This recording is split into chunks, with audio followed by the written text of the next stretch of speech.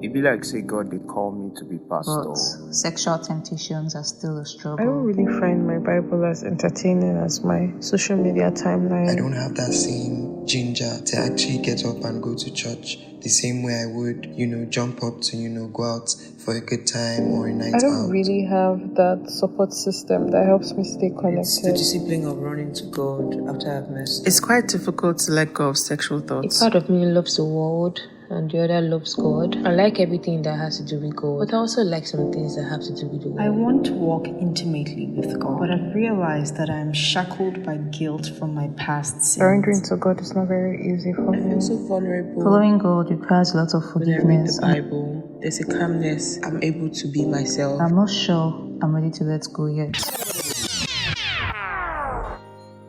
What would it take for you to be authentically you? What would you do if you weren't afraid? Dr. Esther Longe once asked. But for these questions to be answered, a prior question needs to be asked. Who really are you?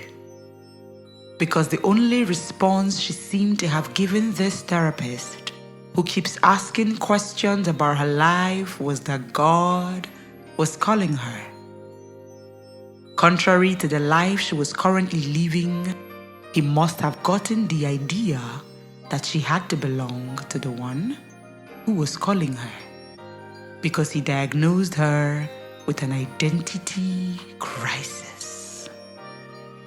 And for one who always had a defensive comeback for such statements, being tongue-tied in that moment was a humble response of her agreement. There is a space in between. Call it the elephant in the room or the polar bear in gloom, but there is a space. Quite empty, but it speaks so clear you can't ignore it.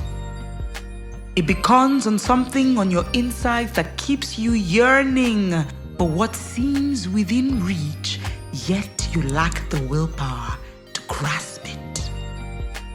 So you insert in your Instagram bio, "In pursuit of purpose." Aesthetically pleasing, yeah? And because there is an insatiable need for the world to know, say, God too be your paddy, you add Abba's delight.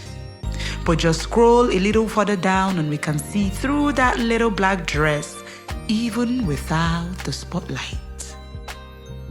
Then you post, "Follow who no road" for your status. But you self-define roadmap to your life status. And when we want to ask which road you dey carry us go, you somehow try to alienate us. Don't judge me, Abby. But how many % of you is really you, and how many has been influenced by the world around you? Leader of the gang. This double life we're living is really not giving. But wait, make I enter club on Friday night first, and by Sunday morning, then we can put the Lord first. With this push and pull game, one has to give in to the other. No be me talk am, na just life order. But trust me, I understand say, no be anointing all they run for body na red blood. So as flesh cover bone, everything they disguise. Like Adam and Eve, what you think you know versus waiting you suppose know. And with that confusion, who really are we? Do we even know? Well, hear this. The end game to this dilemma be say, the journey to finding oneself begins with finding their maker. Because if the manufacturer of a car is responsible for its function, then your creator must be responsible for your unction to function.